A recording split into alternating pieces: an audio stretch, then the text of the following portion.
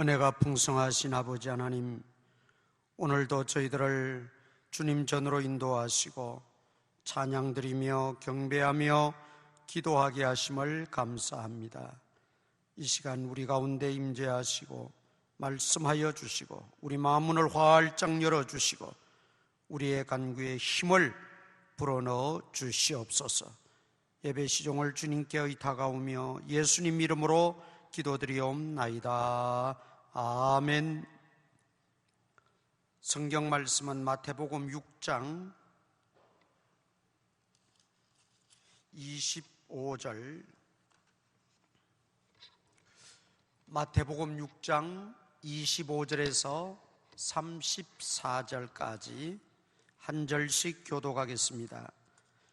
그러므로 내가 너희에게 이르노니 목숨을 위하여 무엇을 먹을까, 무엇을 마실까, 몸을 위하여 무엇을 입을까 염려하지 말라.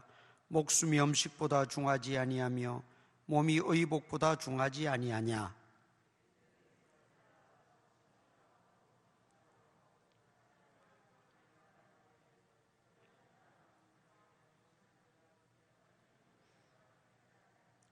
너희 중에 누가 염려함으로 그 키를 한 자라도 더할 수 있겠느냐?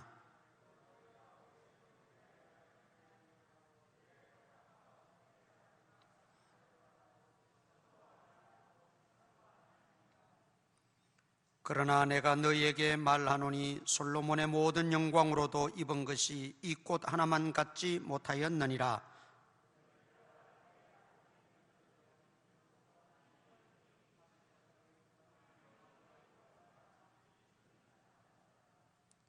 그러므로 염려하여 이르기를 무엇을 먹을까, 무엇을 마실까, 무엇을 입을까 하지 말라.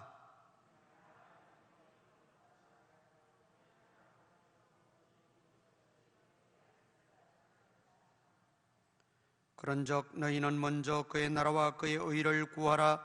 그리하면 이 모든 것을 너희에게 더하시리라. 그러므로 내일 일을 위하여 염려하지 말라. 내일 일은 내일이 염려할 것이요 한날의 괴로움은 그날로 족하니라. 아멘. 오늘 말씀은 염려하지 말라 하는 주님의 권고의 말씀입니다. 염려라고 하는 것은 우리가 살아가는 모든 부분 영역에 걸쳐서 다 염려할 수 있는 내용들이죠. 결혼을 앞두고 있는 예비 신랑 신부들은 좋은 사람, 좋은 배우자를 만나야 할 터인데 하는 그 염려가 있습니다. 또 결혼을 하고 나면 건강한 자녀를 낳아야 할 텐데 임신하고 있을 동안에 그 부모들이 혹시 우리 아이가 하는 그런 생각들로 인해서 또 없잖아 염려가 있습니다. 또 낳아 놓으면 공부를 잘해야 될 테인데 이것도 잘해야 될 테인데 그리고 또 자녀에 대한 걱정이 앞서게 되죠. 하나의 예를 제가 지금 들고 있습니다만은 이처럼 우리 인생이 살아가는 데 있어서 모든 영역, 모든 부분에 우리가 생각하기에 따라서, 보기에 따라서 다 염려할 것밖에 없는 그러한 부분들이 우리에게 있다는 것이죠. 또 좀 사업을 하자니, 또 가게를 하나 열자니, 혹시 이게 잘 되면 괜찮은데 이게 실패하지 않을까? 실패에 대한 염려와 두려움이 또 가득 차게 되는 거죠. 그래도 젊었을 때는 몰랐는데 이제 나이가 좀 들면 어디가 조금만 아파도 병원 가는 것도 무서워요. 질병에 관한 이 두려움이, 염려가 또 몰려오게 됩니다. 한마디로 동서고금을 막론하고 남녀노소 빈부귀천할 것 없이 우리가 살아가는 동안 이 염려를 떠나서 염려 없이 살아간다는 것은 현실적으로 정말 어렵고 힘든 일이고 어떤 사람들은 불가능한 일이다 그렇게까지 말들을 합니다. 우리가 그 믿음의 거성이라고 하는 다윗도 우리가 보면 우리가 다윗에 대해서 지난해까지 우리가 이렇게 살펴보았는데 다윗도 보면 참 믿음이 훌륭하고 절대적으로 하나님을 신뢰하고 하는 인물이었지만 다윗에게 큰 근심거리가 뭐냐면 자녀들이었어요. 여러 명의 자녀들을 낳다 보니까 그 중에는 뭐 이렇게 착하고 온순하고 말 잘 듣는 자녀도 있었겠지만은 또 그렇지 않은 자녀들도 많았어요. 그 자녀들 간에 있어서는 안 될 그런 성폭행이 일어나고 말이죠. 그것으로 인해서 그냥 살해극이 벌어지고 자녀의 염려가 다윗에게는 아주 씻을 수 없는 고민거리였어요. 이 믿음 좋은 바울도 마찬가지였어요. 바울이 빌립보서 4장 6절로 7절에 아무것도 염려하지 말고 오직 모든 일에 기도와 간구로 너희 구할 것을 감사함으로 하나님께 아뢰라 그렇게 설파했잖아요. 아무것도 염려하지 말라고 그랬는데 바울도 근심이 있고 염려가 있었어요. 에바브로디도라고 하는 제자가 있었는데 이 에바브로디도가 죽을 병에 걸린 거예요. 병에 걸렸어요. 얼마나 기도했겠어요. 본인도 기도하고 바울도 기도해줬는데 감사하게도 그 질병에서 고침을 받았어요. 그 고침을 받고 나서 바울이 한 고백이 있어요. 빌립보서 2장을 찾아보겠습니다. 빌립보서 2장.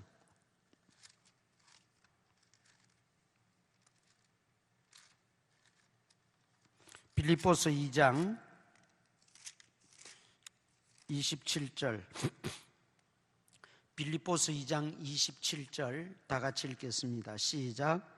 그가 병들어 죽게 되었으나 하나님이 그를 긍휼히 여기셨고 그뿐 아니라 또 나를 긍휼히 여기사 내 근심 위에 근심을 면하게 하셨느니라. 근심 위에 근심, 얼마나 그것 때문에 염려하고 기도했는지 몰라요. 그런데 에바브로디도를 고쳐주심으로 하나님이 에바브로디도도 긍휼히 여겼지만은 더 큰 은혜는 나를 긍휼히 여겼다는 거예요. 그래서 내 기도를 들어주시고 내 근심 위에 근심을 면하게 하셨다. 자, 이걸 보면 믿음이 좋은 사람도 믿음이 훌륭한 사람도 믿음이 작은 사람도 염려에서 해방되기란 쉽지 않다는 것을 말씀하고 있습니다. 그런데 예수님은 또 사도 바울도 아무것도 염려하지 말아라 우리에게 말씀하고 있어요. 우리가 염려하는 것은 지나간 것에 대한 것은 후회라고 말하고 다가올 것에 대한 것이 염려지요. 내일이 어떻게 될 것인가, 우리 자녀들 장래가 어떻게 될 것인가, 미래에 대한 걱정을 당겨서 우리가 하는 게 염려고 고민입니다. 그런데 성경은 오늘 분명히 말했지요. 내일이 내일 염려하게 하고 오늘은 최선을 다해서 하나님께 맡기고 기도하면서 살되 염려하지 말라 그랬어요. 내일이 내일로 염려하게 하라고 했어요. 그거는 내일 맡기라는 거죠. 당겨서 염려한다고 해결될 문제가 아니라는 거죠. 그래서 어떤 학자가 실제적으로 그 심리를 연구하고 조사해 보니까 걱정 안 해도 될 걸 걱정하는 경우가 거의 90%래요. 그 미리 당겨서 걱정하는 거죠. 그거는 걱정해도 소용도 없는데 무익한 것인데도 미리 당겨서 걱정을 하고 있더라. 그게 거의 90%라는 거죠. 진짜 걱정해야 될 거 하는 것은 10%밖에 안 된다는 거죠. 그러나 엄격하게 보면 그 10%마저도 10%마저도 염려한다고 해결될 문제는 없어요. 그러면 염려해야죠. 그러면 예수님도 염려해라. 그러면 그 10%만이라도 해결될 것이다. 이렇게 말씀하셔야 진리지요, 성경이. 그런데 사실 엄격하게 보면 90%는 쓸데없는 걸 미리 당겨와가지고 하고 있는 염려고, 그나마 10%도 내가 염려한다고 해결되는 것은 아니라는 거죠. 그래서 예수님은 내일 일은 내일로 염려하게 하고 너희는 염려하지 말아라, 그렇게 말하죠. 물론 염려의 순기능도 있어요. 우리가 염려하게 되면 준비하고 대비하잖아요. 뭐 그런 거는 있죠. 예를 들어서 그 어떤 장래의 불안한 것을, 염려되는 부분을 극복하기 위해서 지금 내가 열심히 살아야 되겠다, 최선을 다해서 살아야 되겠다, 열심히 내가 살아서 대비하고 준비해 놔야 되겠다, 뭐 그런 거는 어떤 면에서 보면 염려의 순기능이라고도 할 수 있겠지요. 그러나 그걸 합리화시켜서는 안 돼요. 그러니까 염려해야 되지 않느냐, 합리화시켜서는 안 된다는 말이죠. 지금 순기능도 어느 정도 있지만은 예수님이 말씀하시는 것은 그 순기능적인 측면을 말하는 게 아니지. 인생의 전반적인 우리 생활 속에서, 현실 속에서 겪고 당하는, 또 우리가 나도 모르게 빠져들고 있는 그 잘못된 염려, 악한 염려, 그것을 지금 예수님은 말씀하고 있습니다. 그러면 염려하지 말아야 될 이유가 뭡니까? 27절 보겠습니다. 27절, 너희 중에 염려함으로 그 키를 한 자라도 더할 수 있겠느냐 그랬어요. 염려한다고 그 밤새 고민한다고 하룻밤새 키가 한 자라도 자라느냐, 그게 아니라는 거죠. 여름방학 지나고 겨울방학 지나고 이러다 보면 애들이 자라잖아요. 염려한다고 그 밤새 짧은 시간에 키가 한 자나 더 자라느냐, 그게 아니라는 거예요. 또 여기 키라고 하는 말은 생명, 목숨이라는 뜻입니다. 너희가 염려한다고 너 생명을 연장할 수 있느냐, 그 말입니다. 그럴 수 없지요. 소원이야, 마음에 소원이야, 다 오래 살고 싶고 생명을 연장하고 싶겠지요. 그러나 그런다고 오래 삽니까? 내 마음대로, 내 생각대로 다 좌지우지할 수 있나요? 생명은 그럴 수가 없어요. 내 키 자라는 것도 내 마음대로 못하면서 어떻게 주인도 아닌 생명을 내 마음대로 할 수 있단 말이냐. 그런데 그걸 위해서 고민하고 염려한다면 그거는 백해무익하지 않느냐는 거죠. 그런데 사실 따지고 보면 우리가 염려하는 바가 다 그런 식이라는 겁니다. 다 그런 식이라는 거예요. 그러니 세상의 염려는 우리가 할 필요가 없다는 말이죠. 그리고 또 우리가 염려해서는 안 될 것은 잠언 15장 13절에 보면 마음의 근심은 심령을 상하게 하느니라. 마음의 근심이 쌓이면 심령이 상한다 그랬어요. 여러분, 심령이 상하면 이 마음이 상한다, 우리 속 상한다 그 표현하잖아요. 그 말이에요. 속이 상하면 여러 가지 부작용들이 많죠. 첫째는 뭐 소화도 잘 안 되겠죠. 소화가 안 되면 위장병이 나겠죠. 위장병이 나면 또 먹지 못해서 악순환의 연속이 되는 거예요. 그러다가 우울증이 오는 거예요.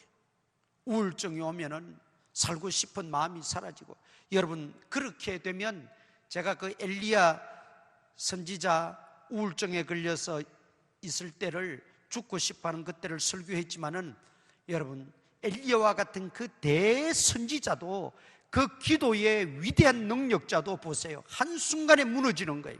심령이 상하면 기도가 안 돼요. 말씀이 안 들어와요. 믿음에서 떨어지는 거예요. 그러니까 이 염려라고 하는 것이 그만큼 악한 것이고, 제가 왜 염려를 악하다고 하는지 아시겠죠? 염려는 악한 것이고 믿음에 방해되는 것이고, 우리가 심령이 상하면 영적으로 둔감해져요. 우리는 영적으로 항상 정신을 차리고 깨어 정신을 차리고 신앙생활을 하라 그랬잖아요. 그런데 깨어 정신을 차리지 못하게 하는 게 생활의 염려 때문이라고 예수님 말씀하셨어요. 너희들이 그 생활의 염려 때문에 너희 마음이 둔하여졌습니다. 둔하여졌다 그랬죠. 영적으로 둔감해졌다는 거죠. 생활의 염려, 무엇을 먹을까, 무엇을 마실까, 무엇을 입을까, 이게 생활의 염려지요. 여기에 치중하게 되고 빠지게 되면 너희 마음이 둔하여진다, 영적으로 둔감해진다는 거예요. 우리가 영적으로 항상 예민해 있어야 되고 민감해야 됩니다. 그래야 마귀를 대적하여 승리할 수가 있어요. 그런데 생활의 염려로 인하여 마음이 둔하여지면 영적 예민함이 상실되어지는 거예요. 기도도 영적으로 예민해지는 훈련이거든요. 그리고 또 반대로 영적으로 예민한 사람이 기도할 때에 그 기도가 힘이 있고 소망이 있어요. 영적으로 예민하지 않은 상태에서 기도해봐야 그냥 울리는 꽹과리가 될 수가 있다고요. 그 영적으로 예민하려면 생활의 염려에서 해방되어져야 된다는 것이죠. 마음이 상하면 이것이 단순히 속상한 걸로 끝나는 것이 아니라 우리 영적인 삶에 큰 영향을 미치기 때문에, 그래서 우리는 마음의 근심, 예수님 뭐라고 말씀하셨죠? 너희는 마음에 근심하지 말라. 하나님을 믿으니 또 나를 믿어라. 이 근심에서 이기는 비결은 하나님을 믿고 예수님 믿는 것. 그래서 오늘 본문에 예수님께서도 이 근심의 문제, 염려의 문제를 단순히 어떤 인간 세상 인생살이에서 일어날 수 있는 일반적인 현상으로만 본 것이 아니라 믿음의 문제로 보셨어요. 이 믿음이 적은 자들아, 그건 다 이방인들이 구하는 것 아니냐, 믿음이 적은 자들아, 그렇게 말씀하고 있지 않습니까? 30절 보세요. 30절, 본문 30절 다 같이 읽습니다. 시작.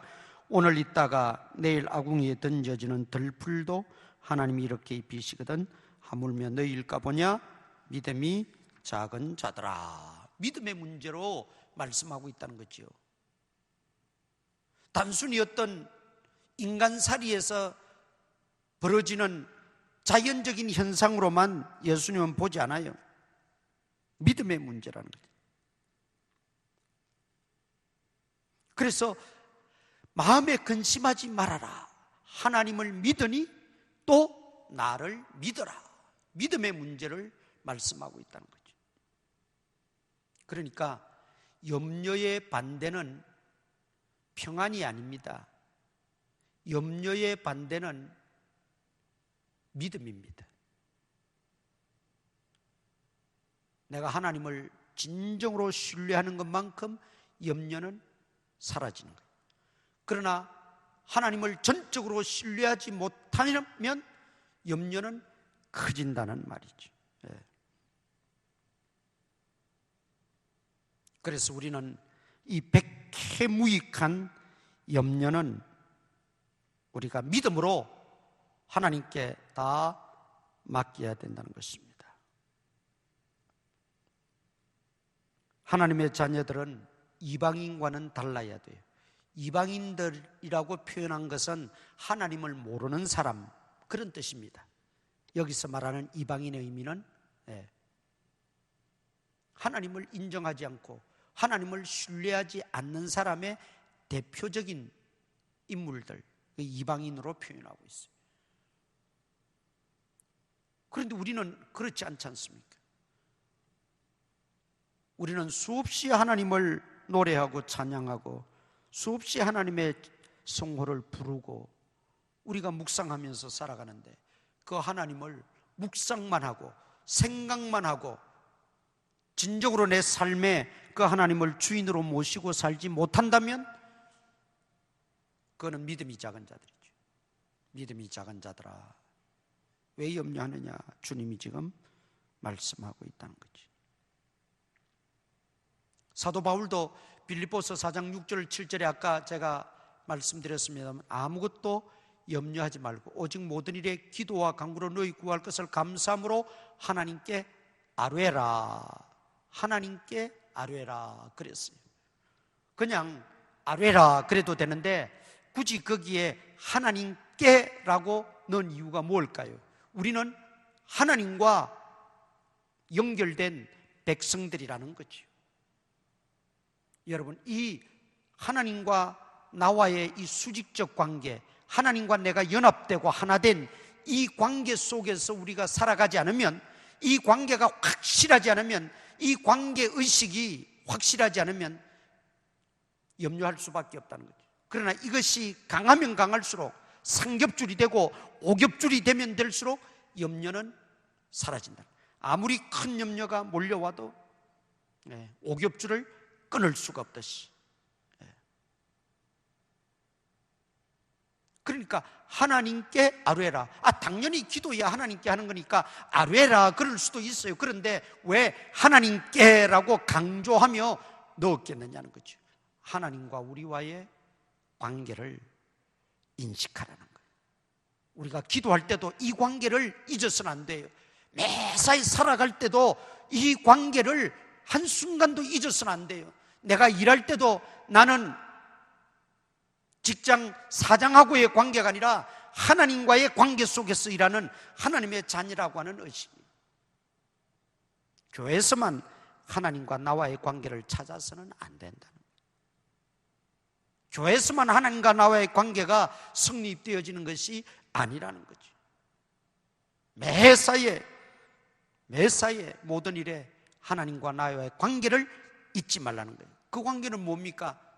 나는 너희 아버지가 되고 너희는 나의 자녀라 그랬어요. 하나님이 친히 피조물인 우리, 죄인인 우리를, 보잘것없는 우리에게 아버지로 말씀하시고 자녀로 삼아주셨어요. 여러분, 육신의 부모와 자녀의 관계도 자녀는 부모의 도움을 받고 돌봄을 받고 보호를 받고 해결을 받습니다. 하나님은 오죽하시겠어요? 하물며 너희 일까 보냐? 여러분, 이 말이 무슨 말이에요? 아니, 공중에 나는 새도 덜풀 하나도 다 하나님 먹이시고 입히시는데 하물며 너희 일까 보냐? 보라, 이방인도 동일하게 비 내리고 다 햇볕 쬐어주고 다 하지 않느냐? 그런데 너희 일까 보냐? 이방인에게도 덜풀에게도 그 미물 참새 한 마리에게도 하나님은 관심을 가지고 돌보시고 먹이시고 입히시는데 하물며 너희 일까 보냐? 너희가 누구예요? 하나님과의 관계를 맺은 하나님의 자녀된 우리 그리스도인들, 하나님의 자녀들을 말하는 거예요. 그런데 믿음이 없으니까 이 관계를 숙지하지 못하고 이 관계가 실감이 안 나는 거예요. 믿음의 문제라는 거예요. 그러니까 염려의 반대는 뭐라고요? 평안이 아니고 믿음이라는 거예요. 믿음의 문제라는 거예요. 그렇기 때문에 예수님은 염려하지 마라 당당하게 말씀하실 수 있는, 그리고 이 말씀은 진리인 거예요. 염려하지 마라. 한마디로 우리가 일반적인 염려는 하지요, 저부터라도. 그러나 그런 것들이 고착화되어지고 마치 믿음 없는 것처럼 계속해서 심화되어지고 그게 결국 고민이 되고 그게 결국은 전혀 하나님 없는 것처럼 행동되어질 때 그거는 불신앙이죠. 그건 불신앙인 거예요. 그렇게 되지 말라는 겁니다. 그래서 그렇게 안 되려면 어떻게 해야 되느냐? 사도 바울의 권면과 같이 아무것도 염려하지 말고 오직 모든 일에 기도와 간구로 너희 구할 것을 감사함으로 하나님께 아뢰라. 하나님께 기도하라는 거예요. 그렇게 되기 전에 하나님 앞에 기도하라는 거예요. 그렇게 되고 나면 기도도 안 돼요. 안 나와요.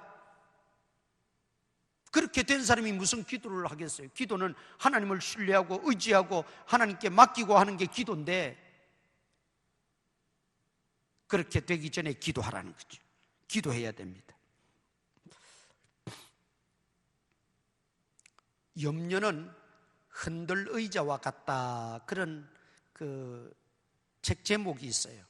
그 책을 썼는데 기도는 흔들 의자다. 왜 그러냐면 흔들 의자에 앉아서 아무리 흔들흔들하고 거기서 잤다고 해서 아침에 일어나 보니까 그게 뭐 5m나 나가 있나요? 그건 그대로 그 자리에 있어요. 흔들 의자는. 염려한다고 해서 해결되지 않는다는 거죠.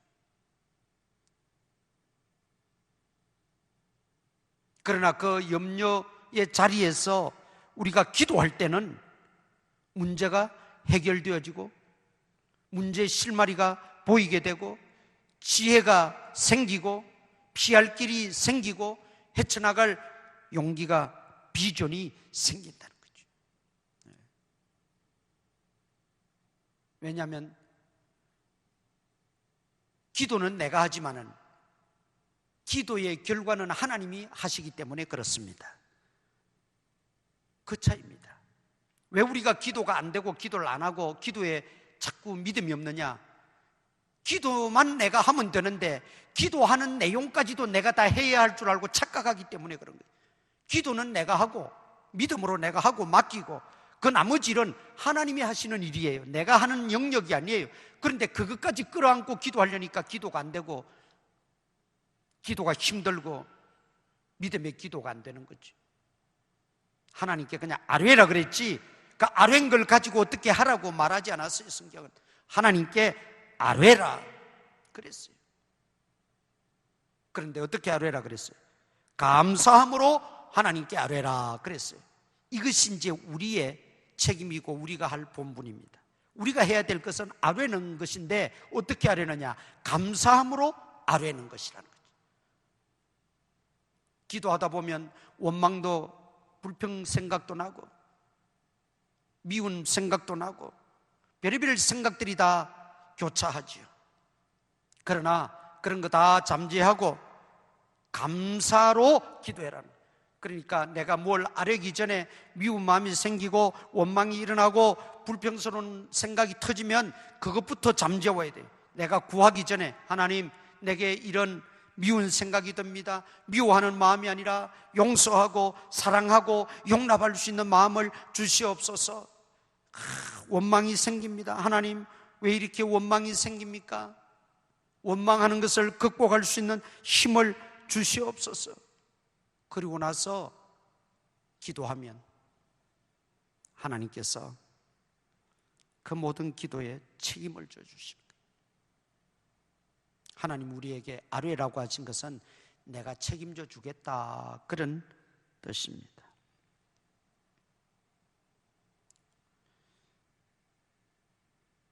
그러므로 우리는 이 기도가 단순히 내 욕구 충족만을 위한 기도가 아니라 사실은 내 먼 장래 또는 가까운 장래의 염려를 극복하는 원동력이 기도입니다. 여러분 세상의 모든 일이 현재와 미래를 다 아울러서 해결하는 도구나 방식은 없어요. 그저 현재의 문제 거기에 급급하죠. 현재의 문제도 다 해결을 못하니까. 그런데 여러분 기도하기 시작하면 기도의 깊이가 더하여지고 기도의 분량이 채워지면 현재의 문제는 말할 것도 없지만은 앞날 미래 문제도 다 해결되어지는 겁니다. 왜? 하나님이 하실 것이니까. 오늘 염려하지 말라고 하는 이 예수님 말씀이 현실과는 동떨어진 이야기가 아닙니다. 정말 우리 삶 속에 깊이 박혀 있는 문제를 예수님은 직시하시고 우리에게 교훈하시고 말씀하시고 계신 거예요. 오늘 이 문제 우리가 다시 한번 잘 마음에 묵상하시면서 우리 함께 기도하는 귀한 밤 되시기를 주님의 이름으로 축원합니다. 찬송가 우리 한 장 부르고 기도하겠습니다. 찬송가 486장 찬송 부르고 우리 통성으로 기도할 때 오늘 주신 말씀 기도하시고 또 교회 재개발의 와중에 있는데 재개발의 모든 조합의 임원들이 하나님의 감동으로 넓은 마음을 가지고 교회를 돕고 원만한 협의가 되어질 수 있도록 이끌어 주옵소서. 기도하시기를 바랍니다. 그래서 우리 교회가 평안하여 든든히 서가고 전 세계를 향하여 하나님의 그 선교적 사명을 감당해 나갈 수 있도록 도와주옵소서. 기도하시고 우리 환우들 위해서 기도하시고 또 여러분 기도의 제목들 간절히 하나님 앞에 믿음으로 아뢰시기를 바랍니다. 486장입니다.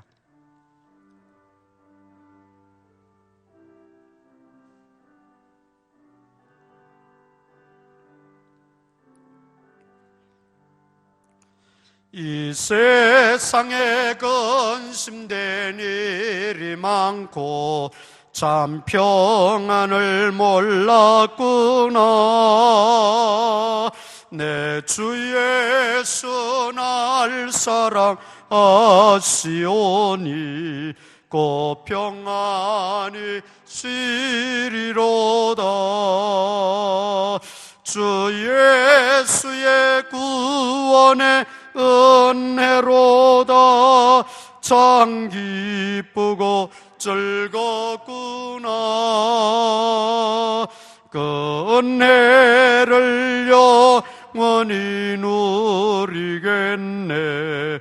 곧 평안히 쉬리로다.